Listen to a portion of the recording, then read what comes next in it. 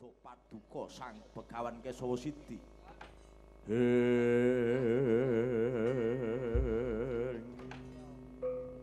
Yo Anoman wis tak tampa liwat Budyastawaning Sun Tampanana Senggana nggih. Duh Sang Panemban. Mugi andadosaken jimat paripih teguh yuwanane cahya mur cahya wonten gesangipun Senggana Sang Panemban ya Anoman. Dene sira lumarap ana ing kes ana ing Gunung Kutarunggu kene ana wigati apa? Tak kira nyantrikmu ana ing Gunung Kutarunggu kene durung sawetara suwe Begawan Anoman. Para andar napa kang dadi wigatimu Anoman?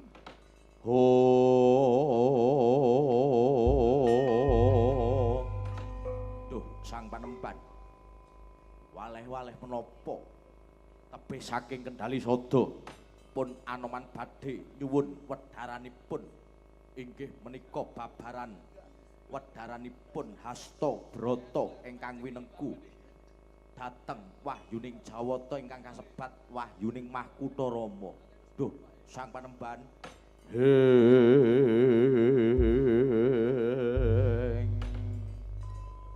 Senggana kliwat keladuk ucapmu ana ing papan Gunung Kutarunggu kene. Kamangka sira Begawan Anoman wis keladuk yuswa ana ing Kendali Sada prapta ana ing Gunung Kutarunggu malah nyuwun wedharaning Hasta Brata kang tumuju gayuh wahyuning Wahyu Keprabon utawa kasebut wahyuning Mahkutha Rama.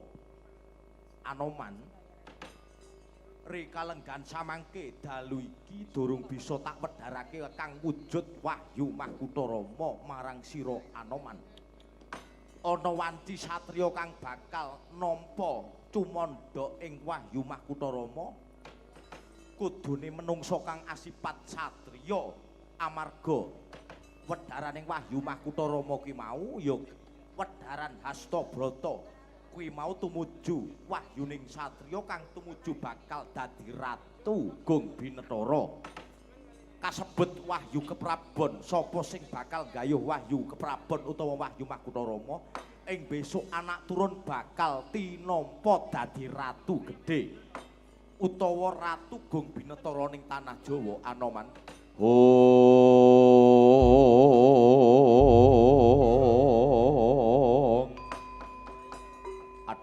Sang Panemban nyuwun diagung pangaksama menawi keladuk ucap anggen kula matur dhateng paduka nyuwun wedharanipun Wahyu Mahkutha Rama utawi Hasta Brata ingkang badhe paduka wedharaken wonten Gunung Kutarunggu mriki. Duh Panemban ya Anoman kepiye?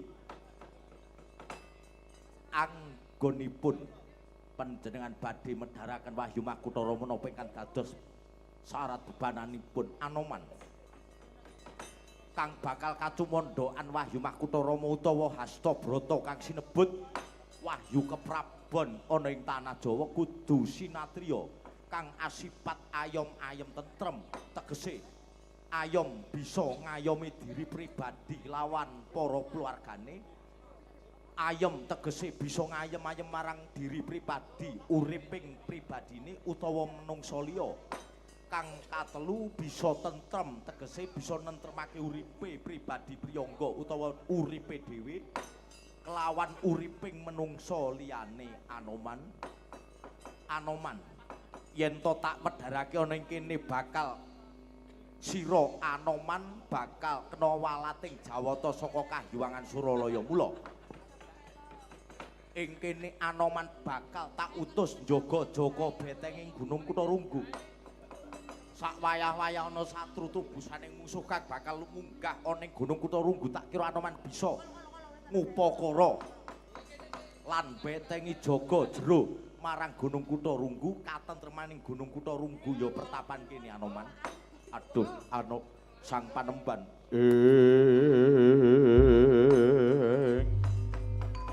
menawi mekaten kula nyuwun dipalilah badhe kula jagi betengipun nek pertapan Gunung Kutarunggu saking mengsah sinten kemawon badhe mlebet wonten ngriki. badhe kula jago cantrik-cantrik wonten Gunung Kutarunggu ngadepi mengsah kang saged mlebet wonten Gunung Kutarunggu ngriki. Oh.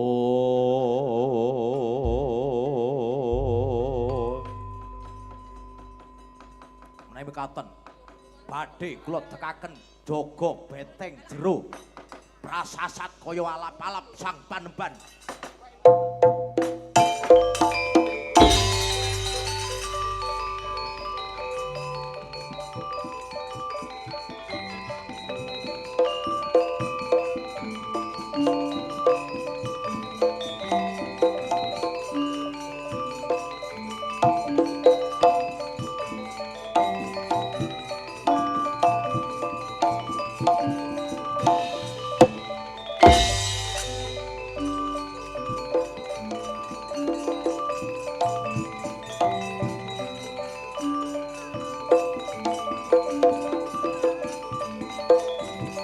Ayo, para kramungganing Gunung Kutarunggu. Yen ora bisa dilebur tanpa dadyau Gunung Kutarunggu kene para Kurawa.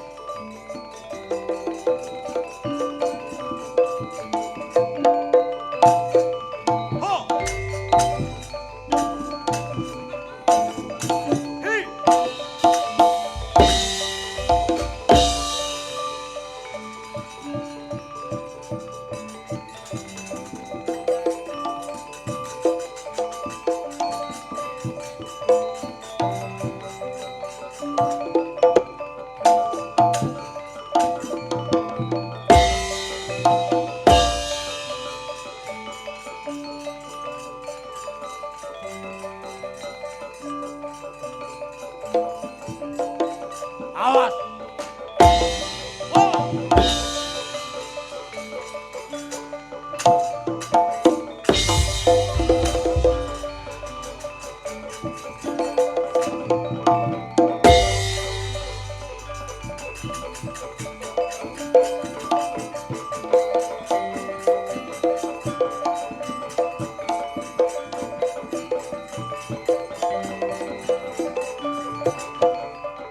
Keparat.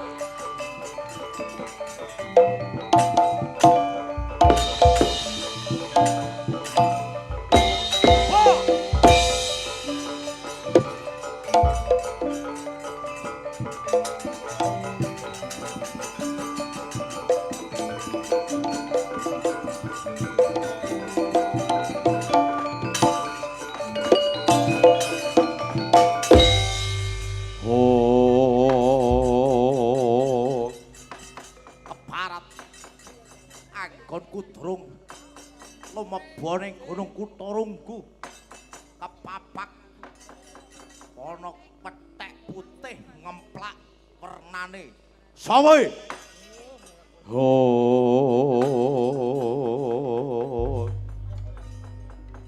Hanoman ayo ora pangling wadyabala sata Kurawa ya Kartamarma kang lumeba ning Gunung Kutarunggu. Yo! Anggonku bakal mlebu ning Gunung Kutarunggu. Ayo. Kartamarma, piye Anoman? Sedyamu duwe sedya apa bakal munggah ning Gunung Kutarunggu? Ngene. Anggonku munggah ning Gunung Kutarunggu ra liya bakal ngawat-ngawati apa bener apa ora yen to ning Gunung Kutarunggu bakal didonake wahyuning keprabon kang aran Wahyu Makutarama. Anoman. Oh. Mapan bener ana ing kene. Nanging aja ganggu gawe marang pertapan Gunung Kutarunggu. Nyatane sang panemban Kesawasiti mangsah semedi maladi ning nutupi baban hawa sanga sajuga sinidikara meminta sing Jawata. Wah, ladalah. Anggonmu bakal ngalang-alangi, anggonku bakal mlebu ning Gunung Kutarunggu. Parat. Ora tak kepruk botol eslen dadi apa kowe?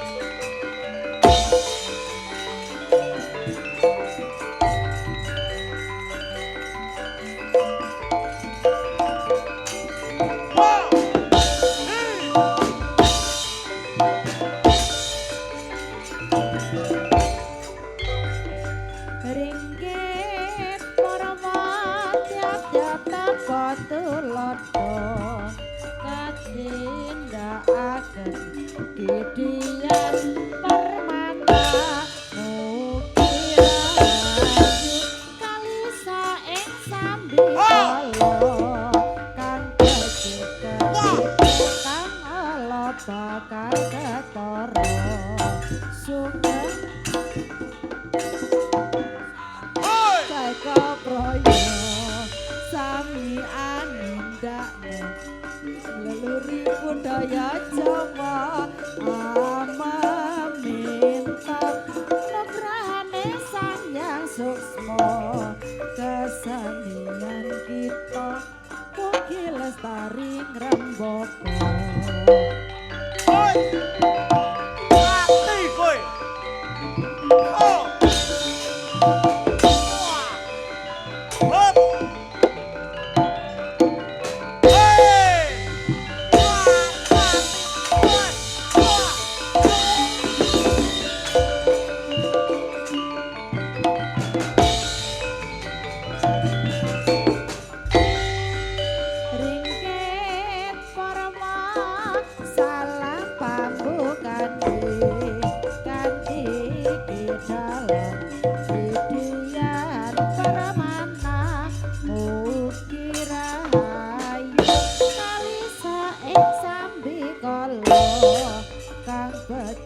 ketitik kang ala bakal ketara ketara mira mati aku sami bondo yuda aduh yo campur pawara juledare angkasa celang padang piring lanang manggil kodang sanjodo dadi sarana ungguhe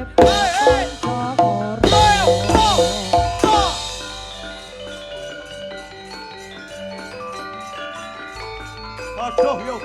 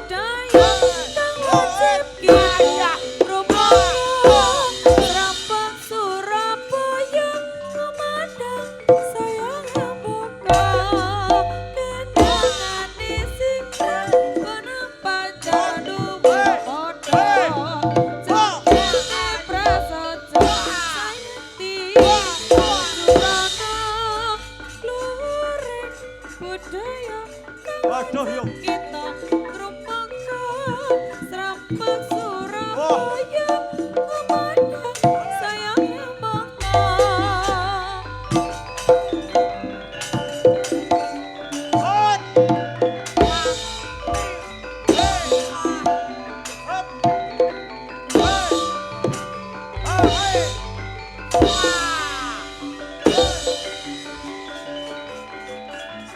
aduh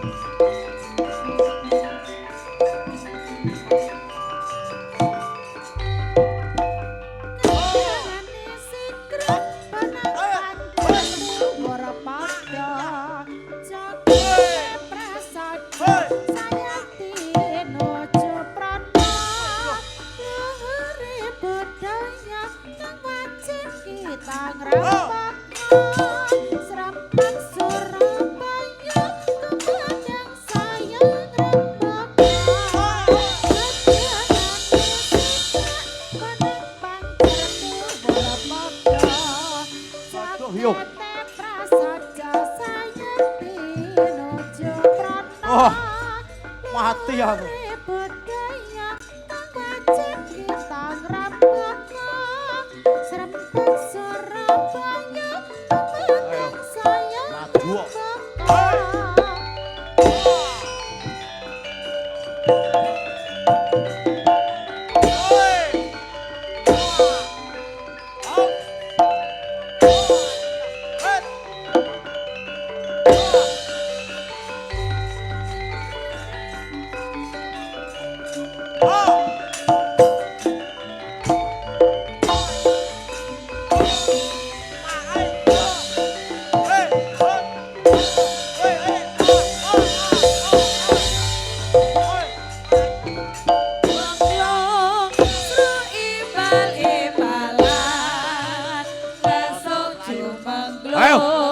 Melayu. termangung tumandang ngapa isa jroning pedesan tok tek tok tok gong tok tok tek tok tek tok gong tok tok tek tok tok gong tok tok tek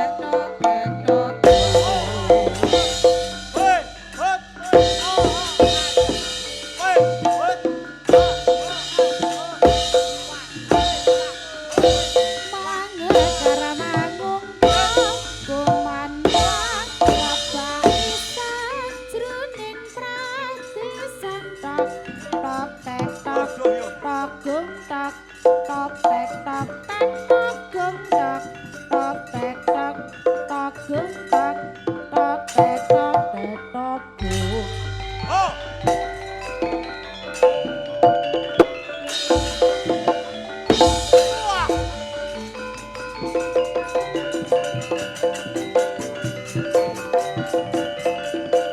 Yo. Oh.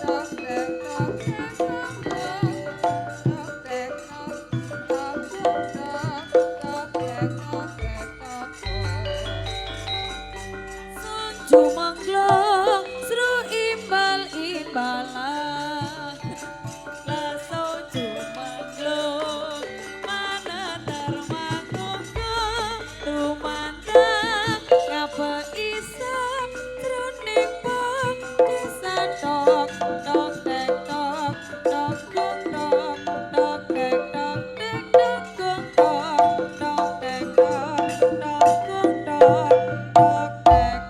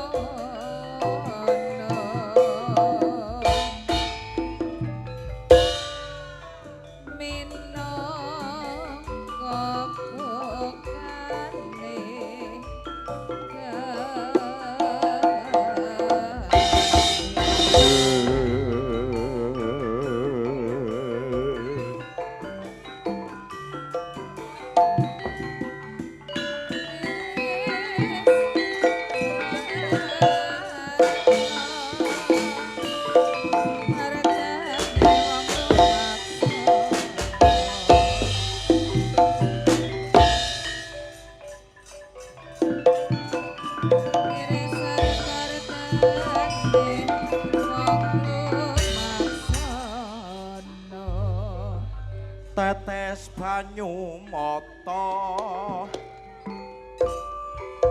si pipi rasa rateko langgamke paman Demak ninggal ke sliramu nanging kepaksa aku kudu ngomong apa antara kita memanglah jauh berbeda.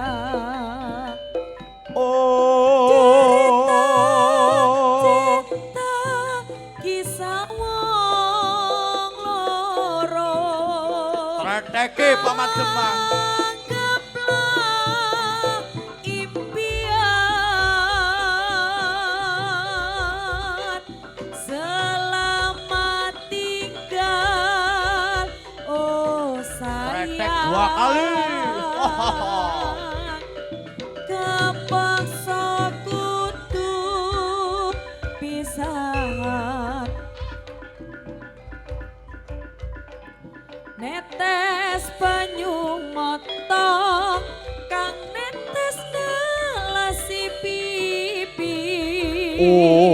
rasa ra tega aku ninggal kesliramu nanging kepaksa aku kudu ngomong apa antara kita memanglah jauh berbeda. Cerita cinta kita wong loro anggaplah impian selamat tinggal Dangdut ke. oh sayang kepaksa kudu pisahan. Simpatikan yo, Man.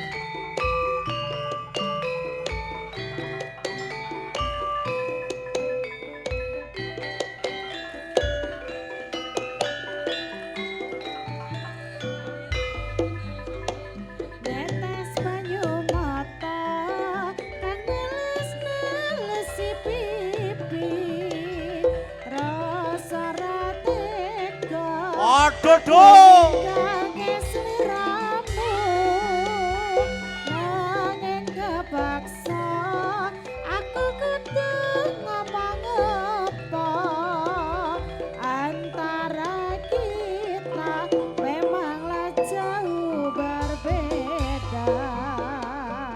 Oh. Cerita cinta kisah wong loro anggaplah impian selamat tinggal oh sayang kepaksa kudu pisahan.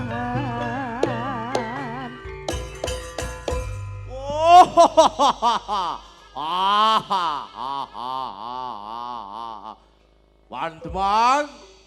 Oke, kados pundi den. Wah, aku seneng Mandemang, seneng. Aku seneng dinane iki. Oh, anger metu derita cinta.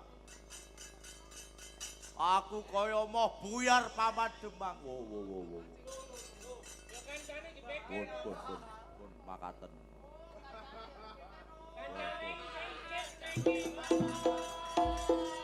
Oh, para batang ning mburi cemruwit, Man.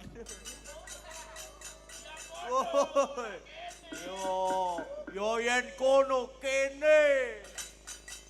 Pun sabar, pun. Iki mengsah jenengan niku mboten baen-baen. Sapa Paman Demang pun Anoman. Anoman niku katiasane nadyanto kethek cilik putih ngemplak wernane niku wong ngedap-ngedapi menika den. Lah. Oten Paman. Nggih. Iki mengke.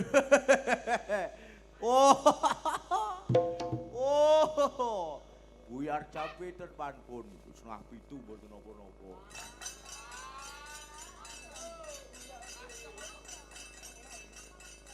Setengah 7 waduh.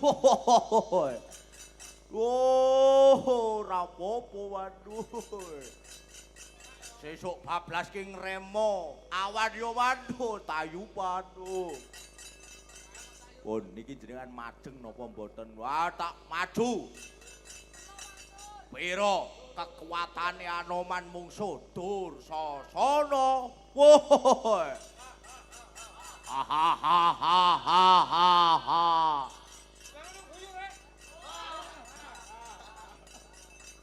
Tak kempit. Lah gembrek koyo gelansaranan.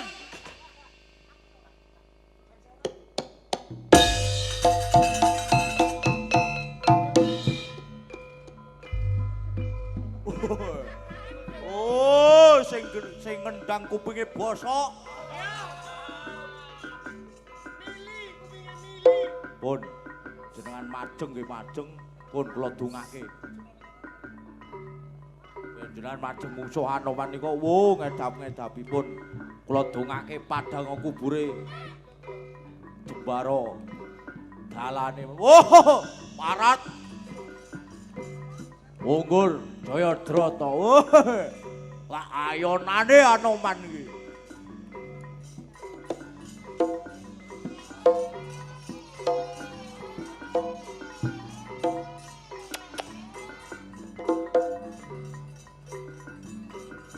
Wow, ayo kidalane.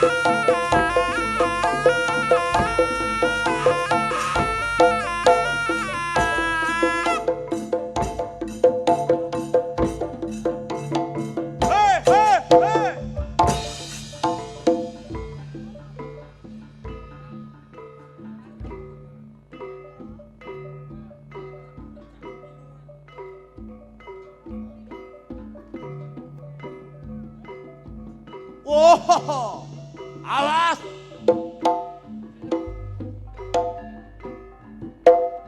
Woi, mati kowe. Hei.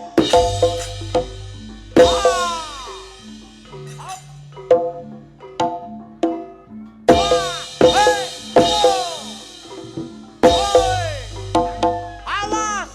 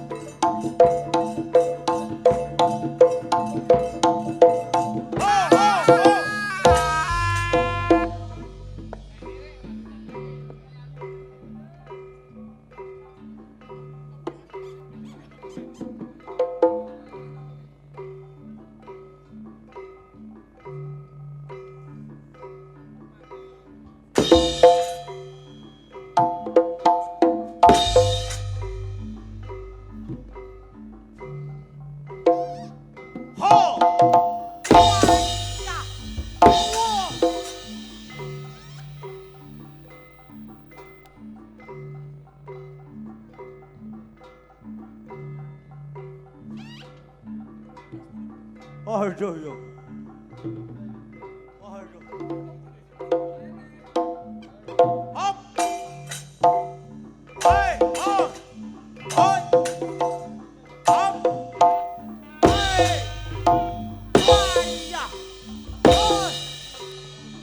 Aduh.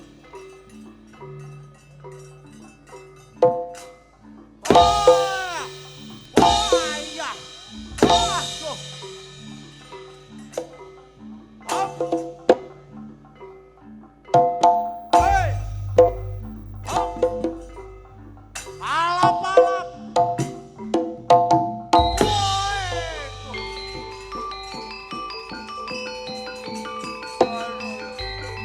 Oh.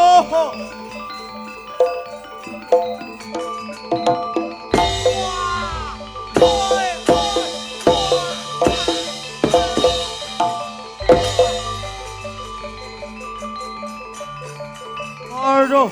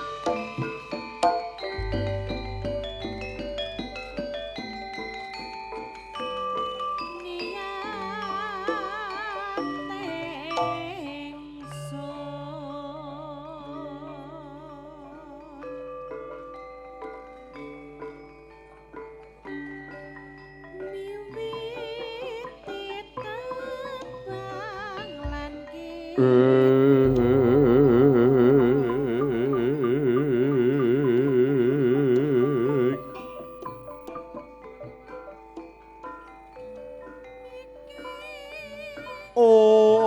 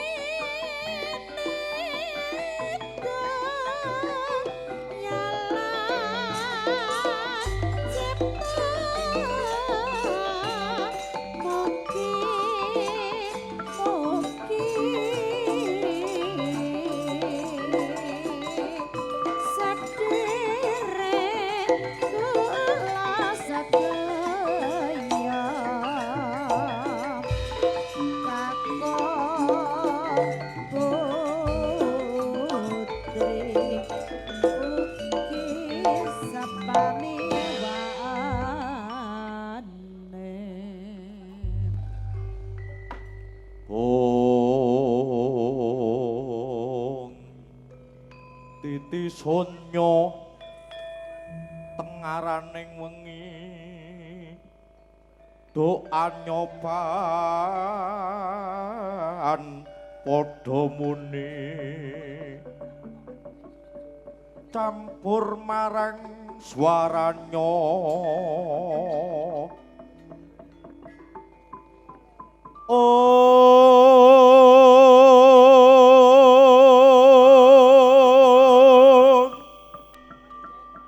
swaranya dares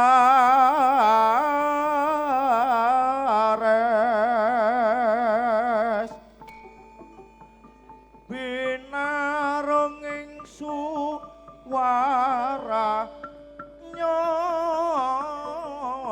sang pujangga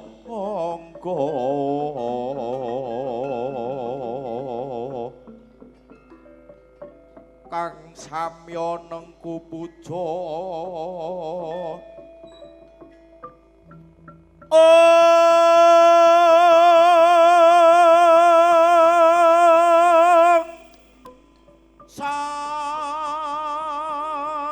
samya nyuwun pangayoman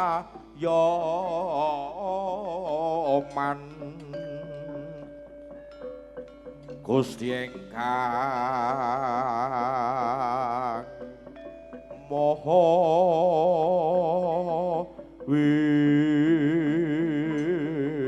Wikan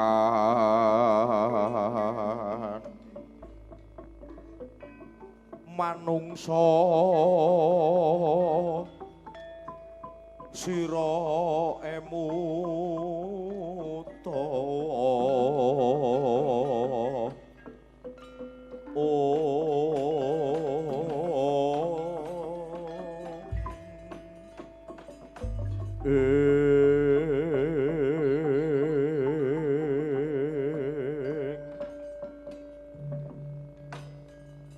Paman Sengkuni aduh Kakang Narpati kados pundi kados boten kuwagang nandingi kridaning Anoman wonten Gunung Kutarunggu para sata Kurawa 108 padha mundur ing ngayuda Paman Haryasuman aduh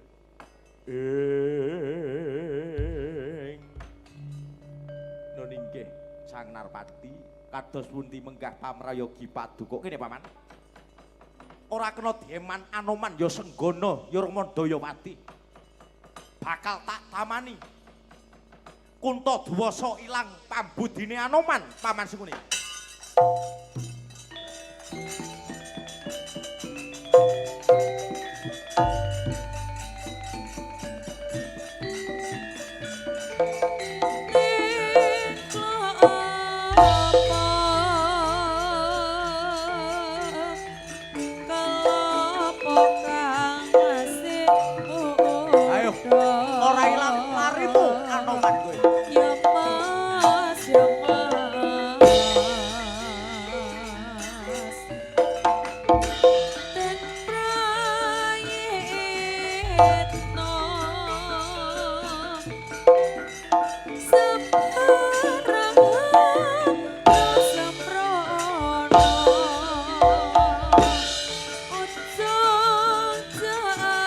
Waduh, Paman Sengkuni.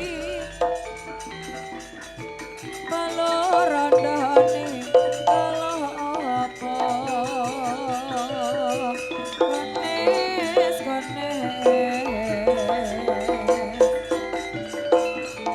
Kawaku uwang sayang tiang usata.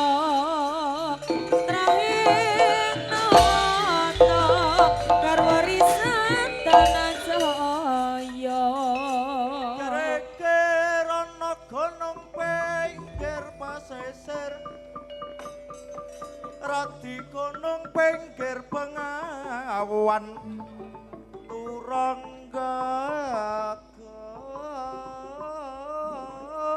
nung tunggangan palwaga gunung ungkur-ungkuran reksa muka panggedene gunung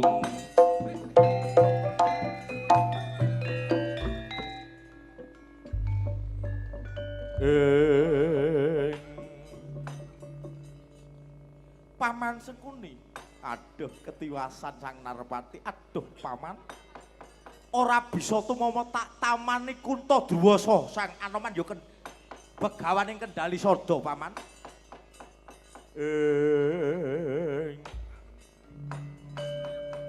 Yen to kaya mangkono paman, lumarap ana ing Yayi Arjuna panenggak Pandhawa pamrayogine Yayi Arjuna kaya ngapa? Aduh monggo kula dherekaken Sang Narpati.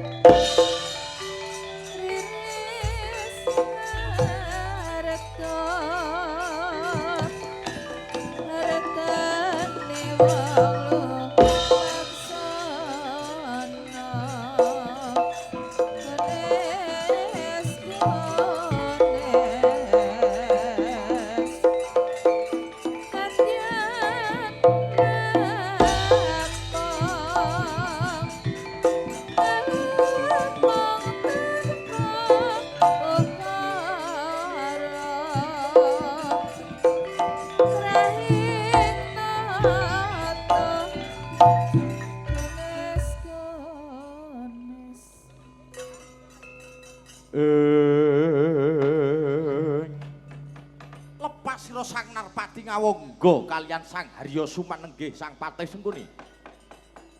Nyuwun pitulungan dhateng Sang Panenggak Pandhawa nenggih Raden Panengah Pandhawa Raden Harjuna nenggih Janaka. Kotap ora kaya ning pertapan Cunda Manik nenggih Sang Hyang nenggih Sang Begawan Kunta Wibisana kadhep para kadang Baban Hawa sekawan ingkang sampun sumedya sumundul wonten ing antariksa tumuju ing alam awang uwung nenggih alam kasuksman murca sukmane Sang Kunta Wibisana Trimurca Tritelu murca ilanging Sang Wibisana ing gawe kagiat kang samilat Baban Hawa sekawan.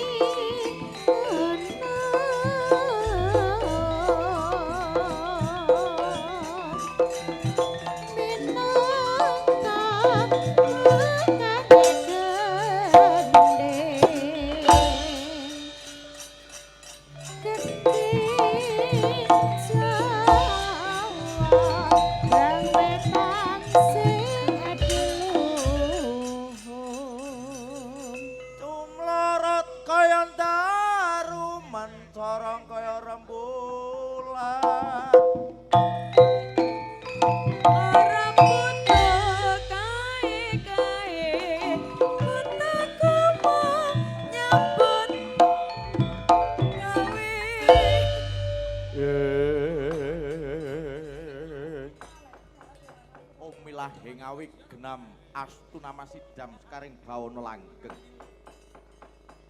tak waspadake kang bakal tak rucat oning hangganirung ya hangganing sun ora liya ya Sang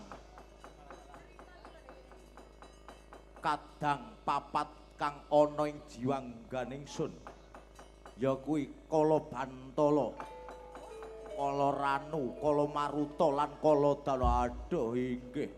Kula ingkang minangka badalipun kadang sekawan sang Panembahan kados pundi menggah kersa paduka ngene kadang kupapat nepsu alwamah mutmainnah supiyah lan amarah sira bakal tak rucat amarga ing rikalenggan samangke panjenengan ingsun bakal trimurca tritelu murca bakal muksa ana ing ngarsaning Gusti kang akarya jagat mangertenono yen to rikalenggan samangke datan bisa dipegat sira yen bakal ngupadi kasampurnaning urip marang diri priyangga sira kadang papat nepsu tumuju ning panengah Pandhawa Raden Janaka ing kono pangruwat sejati kang bisa ngruwat marang panjenenganira kadang papat. Aduh sang Panembahan menawi mekaten kula ingkang minangka daya kekiyatan gesang paduka boten saged ngrucati punapa munawi paduka badhe muksa wonten ngarsanipun Gusti kang akarya jagat. Kula badhe sumusul nyuwun pangruwatan sejati dhateng sang panengah Pandhawa Raden Janaka. Sang Panembahan yen to kaya mangkono duga-duga sing praitna panjenengan ingsun bakal muksa ana ing ngarsaning Gusti kang arya jagat. Tumuli nunggal sejati tetunggalan Gusti kelawan kawula manunggaling Gusti kelawan kawula kadangku papat yugi makaten menawi mekaten kula nyuwun dipalila badhe nyuwun pangruwatan dhateng Raden Janaka sang Panembahan.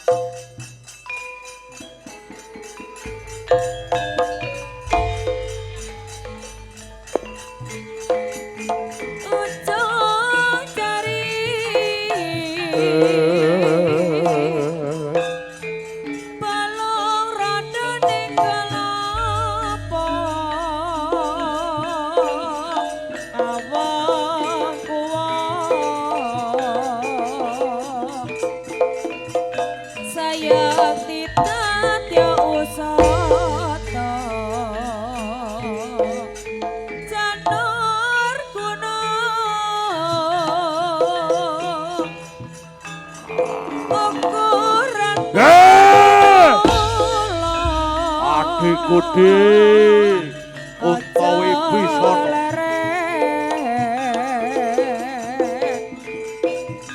yen jakane durung teka jarma purwa tunggal pasane Baskara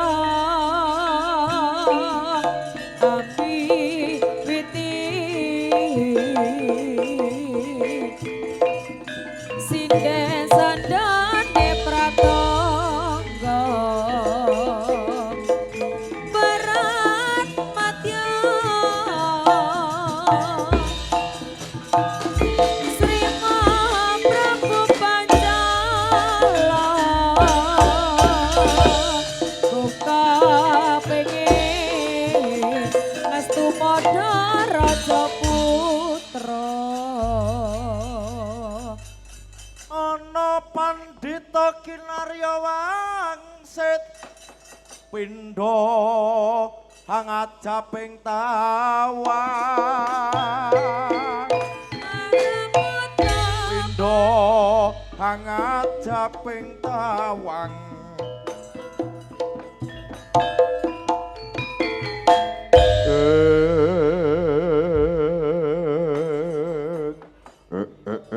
ladalah Yai Kuntawi Bisana ya Gunawan bareng nganglang jagat banjur ketemu ning kene marang si Adi Kuntawi Bisana ya Gunawan Wibisana Kakang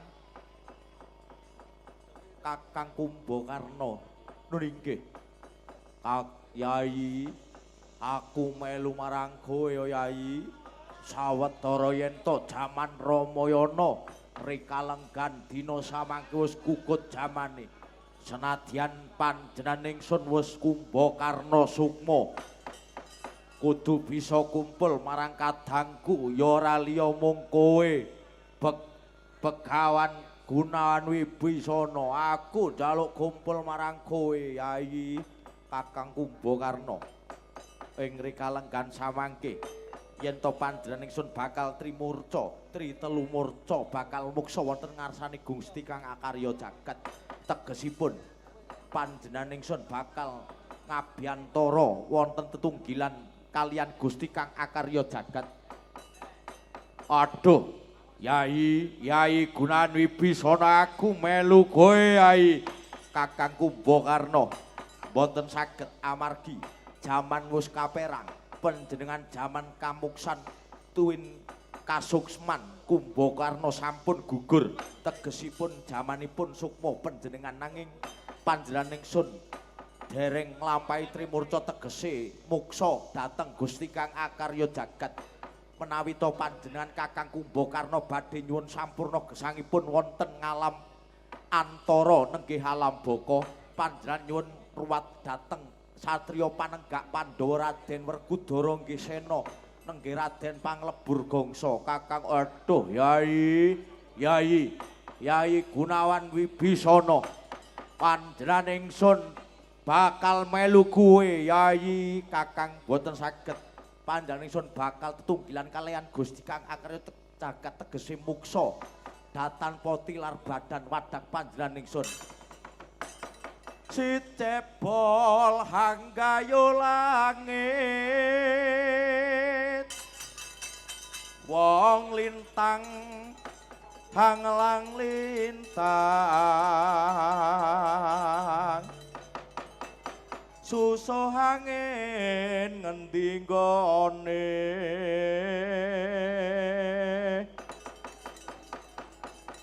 wong picek ngider jagat wong amek banyu pikulan banyu wong amek dedah maran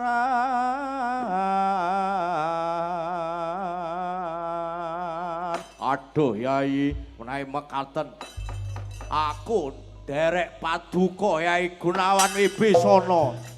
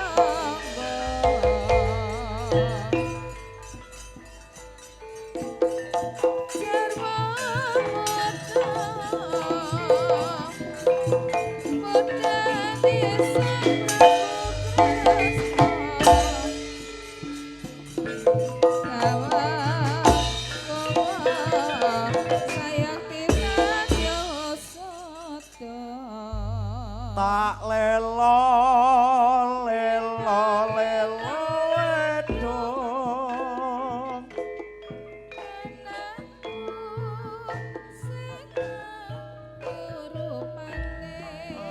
mangke riyen Den sing ayu rupane oh ndak ilang anyane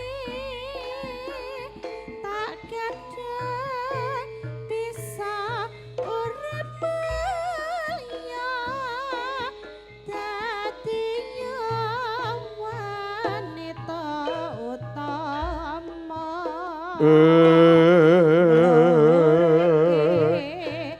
asmane wong tuwa katiya pendekare bangsa wis cep mananga anakku oh belane ndadari kaya betangga kilani laki goleki canangis